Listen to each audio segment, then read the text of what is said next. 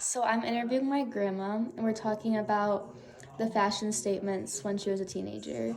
What decade were you when you were a teenager? The late 60s, the early 70s, I was a teenager. What did you and your friends do for fun? Listen to music, and on a weekend we would go to the beach, Stony Creek or Metropolitan Beach. We did a lot of roller skating back then. Uh, that's about it. Movies, go to the movies.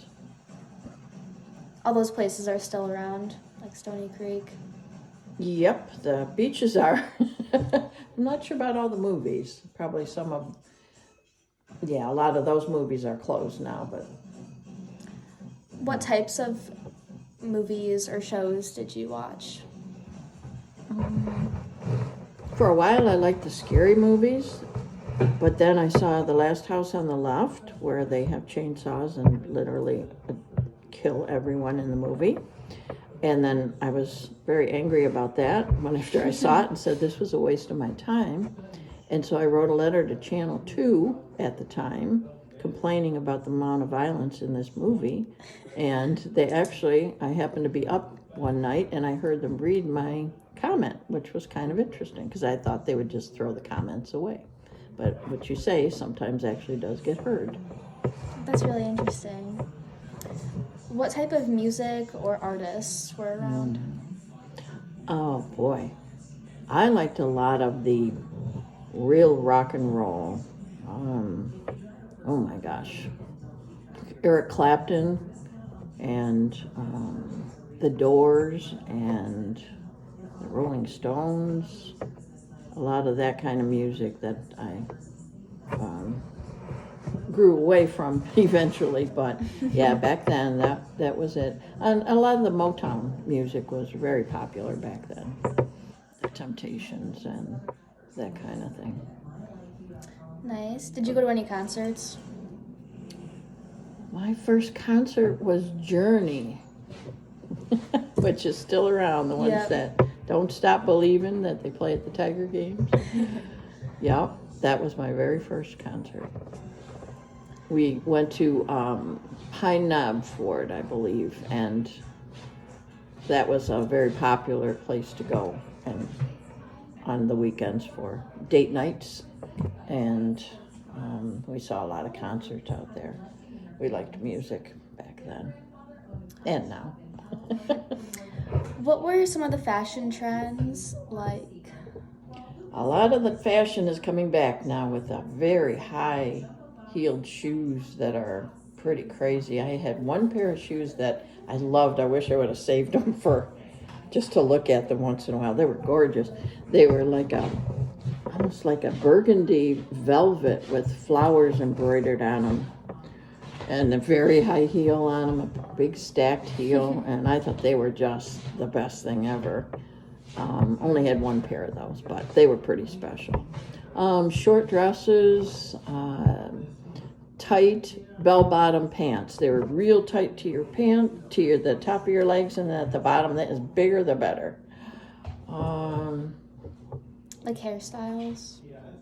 Yeah, I had straight hair. That was pretty popular back then. There was a model called Twiggy. She was a stick, and she had these great big eyes and perfectly straight hair, and she was from England.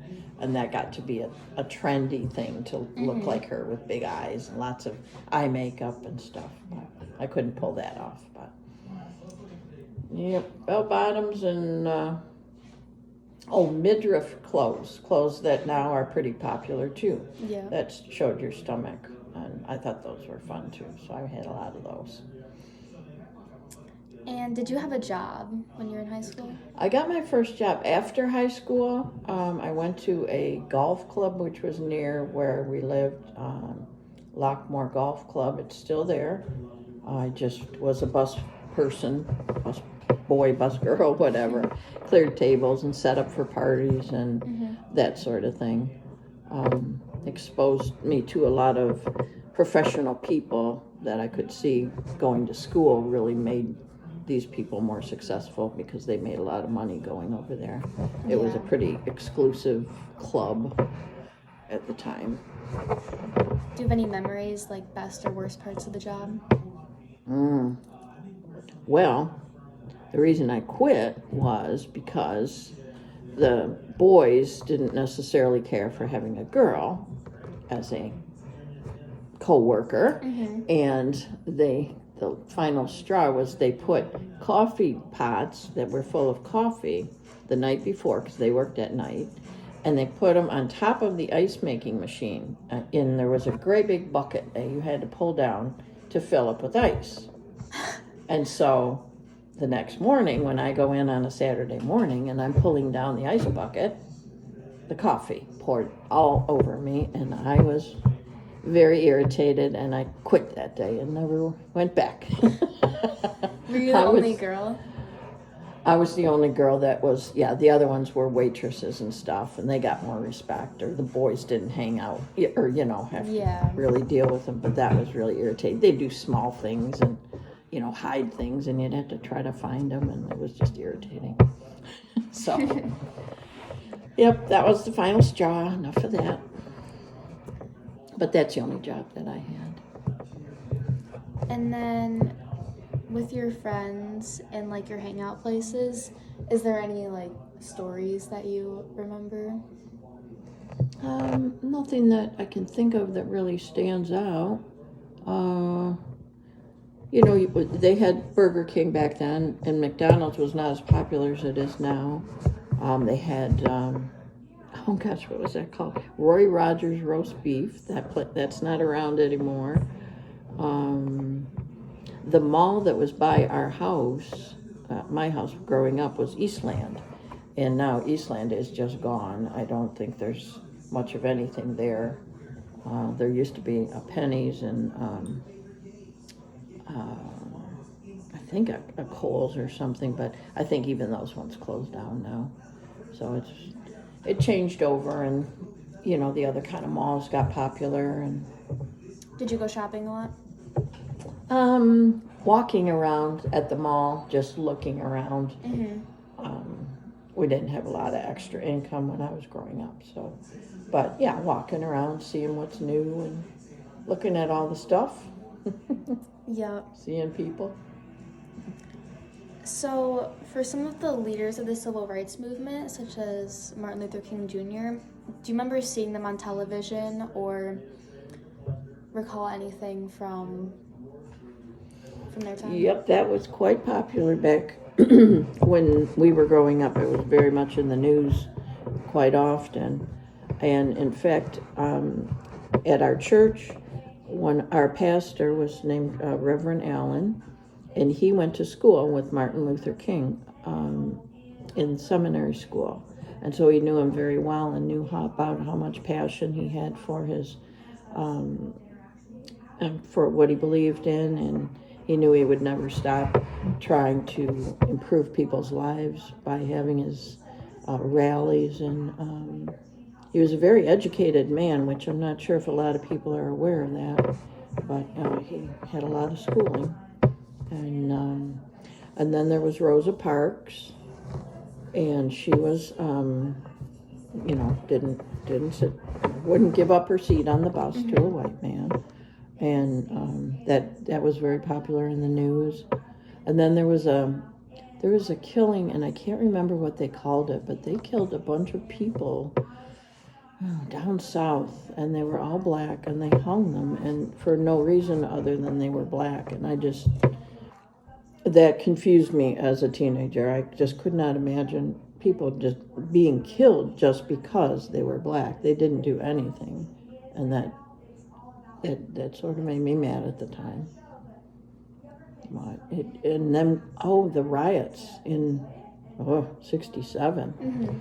Detroit had riots, and where we were we lived one block away from Detroit. We were in Harper Woods, and around the block was Detroit. And my uncle at the time was a police officer in Detroit, and so we were listening. My dad had a police radio because he liked to listen to the calls that they would get. and they were getting closer and closer to our area, and they would get to Chalmers, and then they got to Meringue, and then they got to 7 Mile, and we're 3 streets from 7 Mile. And it was really, my dad was at the point, he said, all right, if it gets any closer, we're going to have to get in the car, just grab your pillow, and we're getting in the car, and we're just driving north, because we don't know what they're going to do. They're going to burn our houses down. And that was another thing that was kind of confusing to me. I thought, why are they burning their own businesses and their neighbors' houses and stuff to make a point? It didn't seem to make any sense to me. Yeah. And it seemed counterintuitive that they would, why would you do that? Why wouldn't you be going against, if you're going to do that, why wouldn't you be going against someone that actually affected you instead of just your neighbors? And it was very scary at the time. And then they had tanks going down the streets. Oh my gosh. You know, real tanks. And it's the only time in the history of our country that they've had tanks in a metropolitan city to control the crowds. In fact, I remember being a kid, I liked the Monkees, which was a TV show, and they were pretended like they were musicians, and they would make music, and they even had a few songs that, you know, were on the radio all the time. But there was a concert right after the riots. It was supposed to be, but they canceled it, and I remember being very upset that they had riots right before a Monkees concert. But you know, being a kid, that's what you remember. So. And then with the assassinations of John F. Kennedy and Martin Luther, do you remember how you heard about them, or like where you were during those times? Yep, I think everyone our age remembers where they were when John Kennedy was killed. Nowadays, you seem to hear about a government leader or an important person. It seems like people are killed every month, very important people.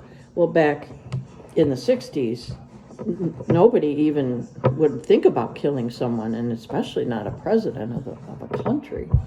And so it was just totally shocking. It was, I went to a private school, and the nuns in the class, all of a sudden a couple nuns came into the class. I was in 2nd grade, and they told everybody, they were whispering, the nuns amongst themselves, and they all looked really surprised, and one of them started crying.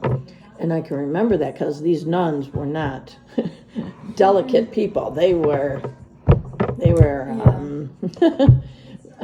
a tough class.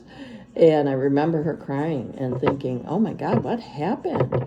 And so then they said, well, there's been a shooting, and someone important was hurt, and that everybody was going to be let out of school early.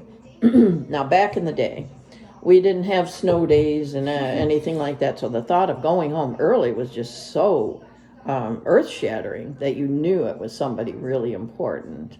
And then, of course, when I got home, my mom had the TV on, and we're watching what was happening, and it was just incredible. And then I can remember we even watched we didn't go back to school, if I recall correctly, for that whole time until he was buried. Watching the parade, or excuse me, the funeral, and the parade of people that were following the casket. And I remember seeing he had a horse, that the Kennedys loved horses, and they had put, apparently it's like a tradition, they put their boots on the horse backwards when someone dies. Mm-hmm. I don't know, I had never heard of it, and I remember that sticking out in my mind. And then seeing his kids, Carolyn and John, walking behind their father's casket. I remember thinking that was so sad, because you don't really, back then, didn't really think about the fact that a president might have kids, you know, that would be sort of your own age kind of thing.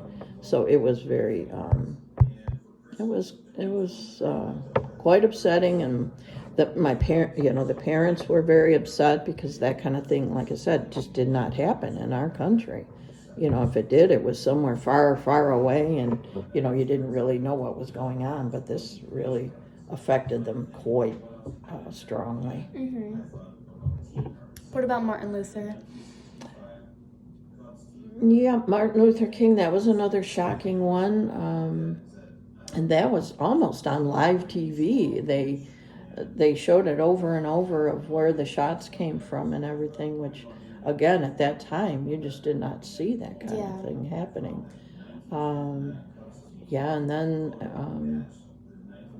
And then the whole thing also with Kennedy, now that I'm looking back on it or thinking about it, then when they shot the guy that killed him and shot him on live TV when they were bringing him out to take him to court, and then the other guy killed him, and it was just like, oh my God, what's happening? Yeah. What's going on? It's crazy.